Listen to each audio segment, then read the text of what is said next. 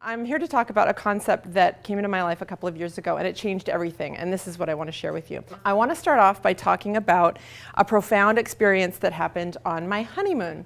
And I always have to follow that up with my husband's correction, saying the second most profound thing that happened on my honeymoon. God bless him. So what happened was we had arranged to go on this horseback riding tour on one of the longest, most beautiful stretches of beach in Australia. It was a trip of a lifetime. And I had this unspoken expectation that I was going to get on this beach and I was just going to gallop. It was going to be something out of like a romance novel. It was going to be awesome. But I hadn't really spoken it to anybody. So when we were on the trip, we're meandering down to the beach, and we get to the beach, and there's not a person on this beach. 17 miles of untouched sand, sea, and sky ahead of me. And the meandering continues. And it continues, and I'm thinking, all right, when are we going to do this thing? When are we going to do this thing? And I get the impression that it's not going to happen. And I realize, oh, right, I'm wearing a helmet. I signed a liability waiver. Oh, my gosh, they're just going to do this the whole time. They're just going to walk. And this voice showed up right in my gut and clearly said, are you kidding me? You're giving me the keys to a Ferrari and asking me to drive it through a school zone. And I was just like, this is so wrong. This is so wrong. This is just not natural. And I started to think, well, maybe this is it. It's not going to happen. And I started to let that settle. And then it showed up again. It was like, no, you have to say something. You've got to. I mean, when is this going to happen again? So as annoyed as I was with the voice, I was like, fine, I'll go up and I'll talk to this lady. And I walked up and I sort of squished my face up, Could I take Stella, the name of my horse, she was beautiful, for a run? I'm really experienced, which I wasn't really. It was like 20 years ago. And it was awkward. She didn't want to let me run. I saw the liability waivers and all this stuff going through her head. And she said something very interesting. She said, it's funny that you picked Stella, because Stella loves to run. And she said, and everyone's like kind of watching me do this, and she squishes her face up and says, well, okay. And I think she went on to say, like, only go so far, come right back, blah, blah, blah, because I went conveniently deaf at that point, because all I heard was yes. And I kicked Stella, and off we went. Hearing Stella's hooves thundering down the sand, feeling the wind in my hair, the sun on my face, and smelling the sea air, I know in reality I was holding onto the reins. But in my mind, we were like this. And it was as close to a spiritual experience as I've ever had. I've never felt so powerful, so free, so unapologetically awesome. Like, her and I were like one. And I get a little choked up every time I tell the story because it was a huge moment, my best moment. And I've had children and I love them dearly, but really, childbirth is not like that. And so, yeah. And what I came to realize in that moment, it was very, very cool. It was almost like I was informed. And it was so amazing that Stella and I, in that moment, were the truest, most fullest expression of ourselves, unapologetically. And I returned back to the group, and it was a high. I was high for days, and I still, whenever I tell it, I get goosebumps. And when I came back, I realized what a gift I had given myself by just simply asking a question, just one question. And I also held a bit of guilt, wondering who else on that trip really wanted to do the same thing, but they didn't ask. So I was the only one that kind of got to do it. But what I'm aware of is that much like Stella and much like that Ferrari, we were born to be big, like fully expansive and expressive and unapologetic. And I really got that in that moment. But the thing is, a lot of us are driving through a school zone and we don't really realize what's available to us, that we can sort of lean into life a little bit deeper or be more expressive or dare to say the thing and have someone's face get all scrunched up, like, that awkward moment. But what was really cool was that this voice knew that there was something on the other side that my mind didn't. Like, I had no idea how big that moment was going to be, but it was like this part of me did. So I remembered that moment because what happened was I went into my life and I switched back into the school zone. And so my story is very much like this slide. I love this slide. I could just do a whole presentation on this slide because who doesn't love monkeys? But really, the school zone is like all the monkeys on the log to me. Observing, watching from the sidelines. I did everything right. I got the degree, I got the education, I got the good job, I got the great guy, thank goodness. I got the child. I got everything that I thought I was supposed to have. And there was this niggling feeling that followed me around that was sort of saying, you're not quite living the life you're supposed to be living. And I ignored it. I ignored it for a long time. And I don't know if anyone here is familiar with what happens when you ignore that voice. Does anybody know what happens when you ignore that voice? Life gets messy because I wasn't willing to act on it, but the universe was like, we'll do it for you. And what happened was, after that moment with Stella, my life proceeded to blow up over a 5-year period. And if anyone knows about life explosions, everything just in one phone call, right? And it all kind of happened in twos. I lost 2 people that were very close to me. Death has an amazing leveling aspect that just clears everything in its path. I lost 2 jobs, 2 corporate jobs, layoffs, whole company gone. You know, severance, bankruptcy, in 2 economic meltdowns. Both times, pregnant, a few days later, layoff, twice. Like, isn't the universe hilarious? And I was like, okay, fine. You know, I was on my knees at the end of that 5-year period, and 2 lawsuits. There were 2 lawsuits in there. I mean, it was just so unreal. And it's in those moments where you just get up and you catch your breath, and boom, another one happens, and you think, what is going on? Every piece of structure I had in my life was stripped away. Everything I identified myself with, gone.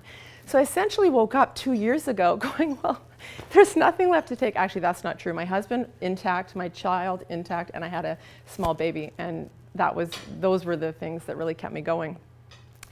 But I was informed by a few friends that I could potentially create something new for myself. Because the funny thing was, I went to go try on the familiar, and it didn't fit anymore. Because I'd gotten too big. You know, those difficult, as we all know, difficult times stretch you, they grow you, and you don't even know what's happening until you try to go back to how it was, and it just doesn't fit anymore. So what happened was, I spoke up about I don't know what I'm going to do, and I started to pay attention. So when I paid attention, a lot of information started coming to me about what other people suggested that I should do. Coaching came into play. And I thought, oh my gosh, I used to treat that as a compliment, like, oh, you should be a coach. And I'd be like, oh, thanks. I'm not quite sure why I thought that was a compliment, but it was a clear message, and I thought, okay, as soon as I said yes, maybe I'll look into it.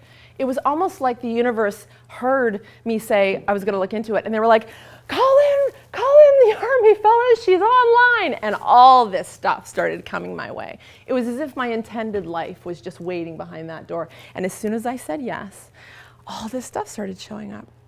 It was so weird and counterintuitive. It was bizarre. There were moments where I felt like I was on candid camera. Like, is this really happening? And in one of my coach training sessions, someone was noticing that I was really trying to make the coaching look good. I was trying to be Oprah or like Tony Robbins or something, because we want to look good, right? And do you notice I put my robot arms again? This is how it should look. And she called me out and she said, Keri, I dare you to suck. You're making this look way too good. Get messy. I was like, what do you mean? What do you want me to get messy? My clients aren't going to want that. And she said, I dare you to get messy. I dare you to suck, because your client may need you to get messy. Your mess might be the very thing that they need to have a breakthrough. And so I understood what she meant in coaching, but then, of course, something in my head said, imagine if I took this into my life. Like, I don't know why I thought that, but I did.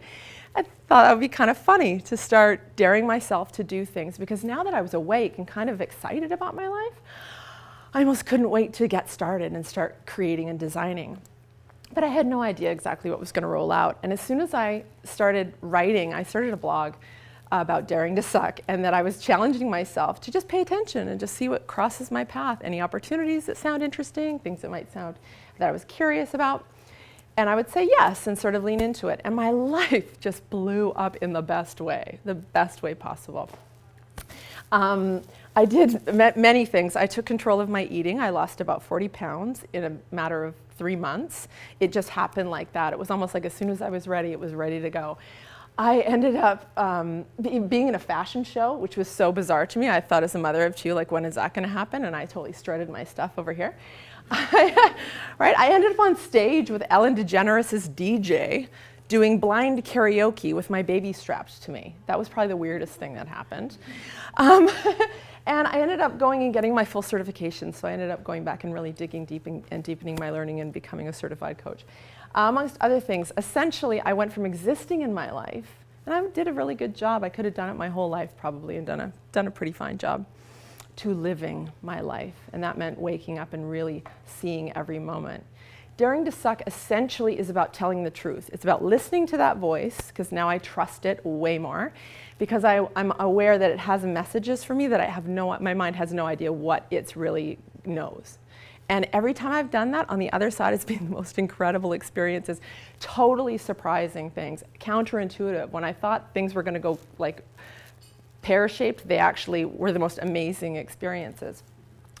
So you can switch to the next slide. So I want to share with you a few of the steps here. And before I do this, and this slide is I love this because this was not an easy process, right? Like, doing the thing, saying the thing is not easy, because not everybody is going to like what you have to say, or if you want, God forbid, you want to do different.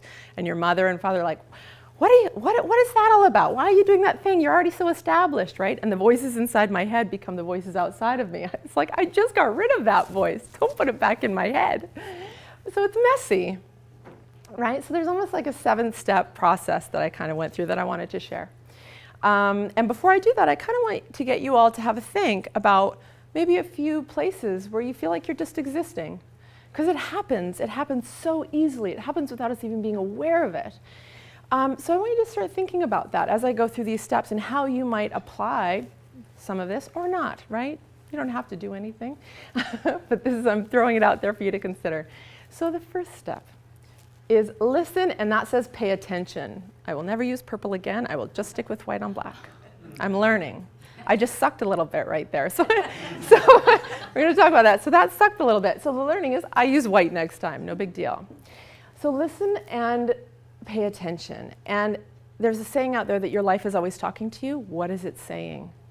Right? Sometimes you don't want to hear it because it's like, I don't want to be with that. And that's where you can get mud on your boots. It's like, oh, I got to walk through that, right?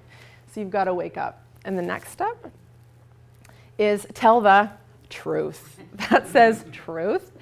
And a lot of people are so funny about telling the truth, because I'll say to my clients, well, they'll say a really amazing truth. It's like, oh, thank goodness you said that. And I'll say, well, why don't you share that with the people involved? Oh, I can't do that. I can't do that. I'll hurt them. I'm like, the truth about the truth is the truth does not serve to hurt. The truth serves to inform. The truth is just the truth. It's neutral, actually. But a lot of us don't want to be with the truth or share the truth, and we think that to tell the truth, we have to be a bitch. Like, I love that part. What don't we just say? Just say this thing. Just say it like that. And I'm like, no, I don't. Did all of a sudden me saying you tell the truth mean all of a sudden you become a total bitch? Like, no, that's not what I said. You can actually deliver the truth with love and consideration and kindness. But we always go to that place because part of us is like, don't tell the truth. They'll find out, you know? So tell the truth. And the hardest truth to tell is about ourselves, right? And then share that truth with other people. The next one, thank you, Natalie, is, oh gosh, okay, so that says feel it all, feel it all. And that, so a lot of my process was like, as soon as I woke up, and I was told to sort of slow down and be with some of the stuff, that niggling feeling of like how I couldn't, that thing that had been chasing me around that I was finally with. It's almost like we get so busy. We're big doers. We're really good human doings. Like, give me something to do and I'll do that. Give me a deadline and the hand comes out. I'll do this thing. But if someone grabbed me by the shoulders when my coach did this and said, just wait here for a second. And I was like, what, nothing to do? Just give me something to do. And I started getting really like, and essentially I was saying, I can't just stand here because there's a tidal wave of stuff behind me that I haven't really been with. It's going to kill us all if it crashes to the shore. Because it's hard to be with some of the stuff that we haven't paid attention to.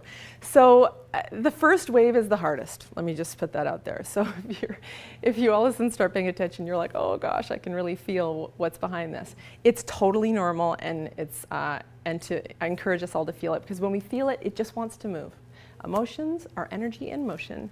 They just want to move through us. So when we honor them and get rid of them, we have a whole lot more room to actually make clear decisions, and we actually feel way more grounded. So feeling it all. Next one. It says get clear. So once you feel it, all of a sudden there's clarity, and it says ask for help. I was speaking earlier about this. None of us want to ask for help because we all kind of want to look like we have our shit together, right? God forbid people know that we're all human. As soon as I got clear and I started saying, I don't even know what I want to do. It was just as simple as that. It's like, I don't know what's going on with me. I'm a full-grown woman. I got 2 kids, and I still don't know what I want to be when I grow up.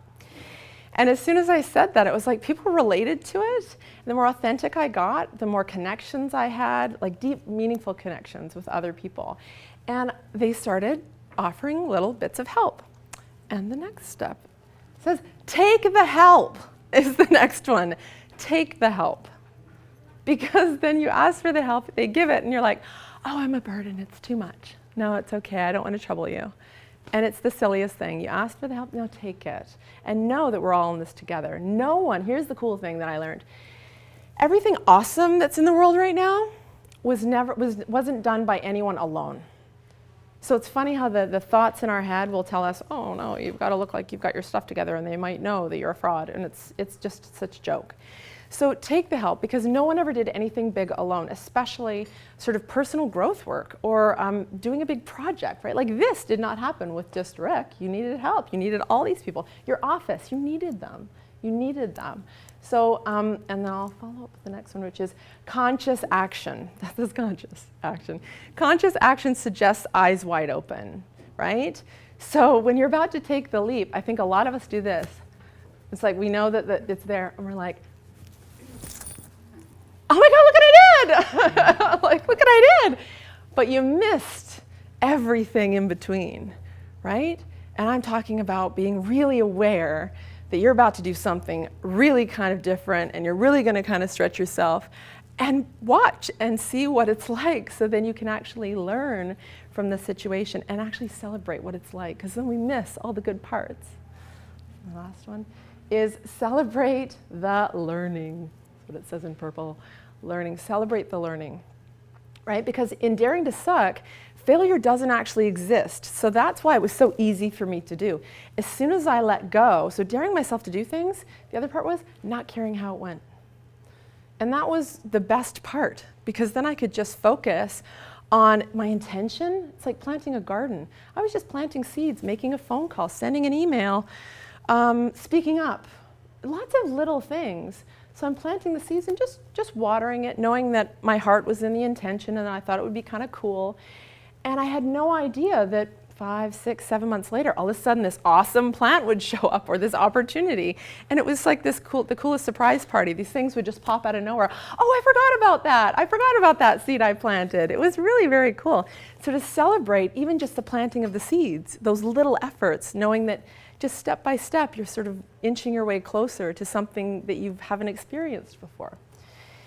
And yes, it is a little messy. We get a little bit of mud on our boots, or sometimes we're trying to get mud off the boots, right? It depends on what it is you're trying to do, or undo for that matter. So, big question. Where are you? Which monkey are you? Right? Love this slide, right? He has no idea what the water's like. He's got an idea of what it's like. But there's so much in that, right? And the other guys are like, I wonder what he's doing over there. Look at him go. That's so cool. I haven't got a clue what I'm doing over here, right? It's just something to think about, right?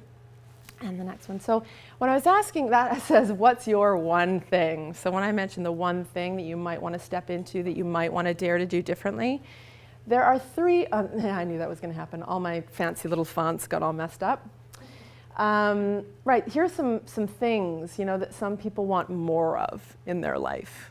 You sort of look at some of these things and think, how much of that am I having in my life? Am I experiencing in my life? And I always go to feelings first, because it's funny, our brain will be like, I want to win that project, or it always goes to the destination or the outcome first and then works its way back. And I'm talking about something radically different. I'm talking about, a feeling that you want to have and letting go of how it actually unfolds. And because the outcome, you might win or you might lose. But when you have this strategy of just giving more of a shit about wanting more for yourself, you win every time. It's the coolest thing, and you get to celebrate every little step. So I'll let you go through the 3 things. So there's 3 things, and I can give this to Natalie in a worksheet, and she can distribute it to the office if you guys want to sort of explore some stuff for yourself. There are 3 questions. If you figure out what that one thing is, you can use some of these as indicators. First thing is, what will you do? So we love action. This satisfies the doers in the room. What will I do? I'll do this. Maybe I'll make a phone call. Maybe I'll have a big conversation. Maybe I'll do less, right? Because we're all such good doers. Maybe I'll dial it back. And then you get specific about some of the actions or you might take in doing that. Here's the one that people get stuck with. I will be. These are being words, because we're not great human beings these days. We're really buying into all the doing. And being is like, how do you want to be when you do this thing? Like, if you're going to make the phone call, if you're going to have the big conversation, what do you need to be to do that? Right? Do you need to be calm? Do you need to be grounded? Do you need to be considerate, kind, whatever it is? This just helps you get conscious, right? When you start putting pen to paper and giving it thought, it means you're really wide awake in this experience. And finally, how will I remember that this is important? This is where I call what coaches call structures. So it's like, how will I remember? How will I keep myself on track? So I got lots of funny structure ideas. I have Post-it notes on my mirror in my bathroom. I have a theme song. I have 2 theme songs. I have one theme song for when I go exercise. I think it's Queen's Don't Stop Me Now, which is a great workout song. Things that keep me in it and keep it kind of really alive. There's Post-it notes. There's these amazing phones that we have. Wallpaper, quotes. I'll put quotes on my wallpaper just to keep me like, right. That's what I'm working on right now, to help keep me in it.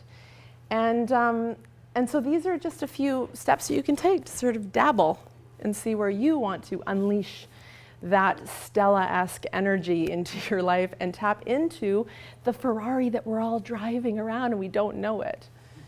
And I'll just let you finish. So I've offered your office, if anyone wants to do any of this exploration work, to do a 30-minute follow-up with anyone that wants to. I'm happy to do it and provide your office with some supportive, like this roadmap that sort of helps you figure out your here and now and then where you want to go from there.